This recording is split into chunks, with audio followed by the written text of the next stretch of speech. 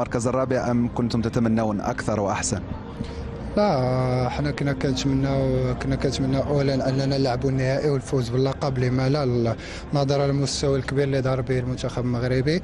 اليوم دخلنا المقابلة على هدف واحد، هو إحراز ميدالية اللي نقدروا نفتخروا بها السنوات الجاية مع وليداتنا، مع الشعب ديالنا، مع سيدنا الله ينصرو. كنا بغينا نهديو هذه الجائزة، ولكن كنظن بأن بداية ديال المقابلة اليوم ما بديناش مزيان على غير العادة.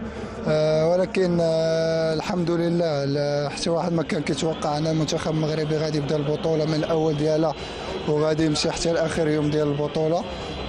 كنظن هادشي اللي درنا انجاز اللي هو كبير. الان ما باقي ما حسيتش بهذا الشيء اللي درنا، ولكن من بعد اسبوع ولا شهر ولا سنه كنظن بان الكل غادي يتذكر، ولا بعد سنوات طويله الكل غادي يتذكر هذا الانجاز الكبير اللي داروا المنتخب المغربي. كنظن بان ماشي سهل على اي منتخب عربي في كؤوس العالم الجايه على انه يكون في مقابله ديال الترتيب ولا النهائي. حنا كنا قاب قوسين اننا نمثلوا العرب والافارقه. ما بغيش ننسى على انني نشكر جميع الشعب العربي اللي كان دائما في ظهرنا، الجمهور الافريقي، ولكن الشكر الكبير للجماعه المغربيه اللي كانت متواجده هنا في قطر ولا في جميع انحاء العالم. كنا كنشوفوا لي فيديو صراحه على واحد الحاجه اللي شخصيه. كنظن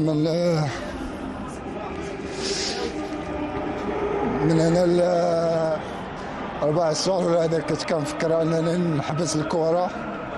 الشكر الكبير كيرجع لهذا السيد اللي كان اللي خلاني واحد من بين الابطال اليوم اللي اليوم كيشرفوا الرايه ديال المنتخب الوطني. دزت من فتره صعيبه، ولكن ربي دائما كيعاودك بشي حاجه اللي مزيانه.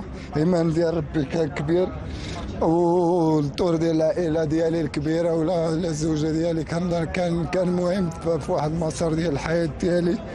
أنا اليوم أكثر إنسان سعيد لأنني دخلت التاريخ ديال اللاعبين ديال المنتخب المغربي.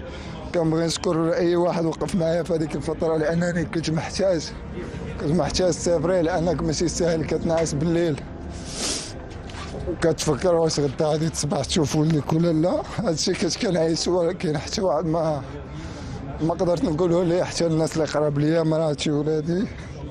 ولكن ربي كبير الحمد لله. انا اليوم كنتزوج مع بلادي، شرف لي انني اليوم من بين هذا الجيل الرائع. كنبغي نشكر كل واحد ساهم في هذا الانجاز الكبير، لاعبين، ستاف، جامعه، سيدنا الله ينصرو اللي كان دائما على اتصال بالمنتخب الوطني.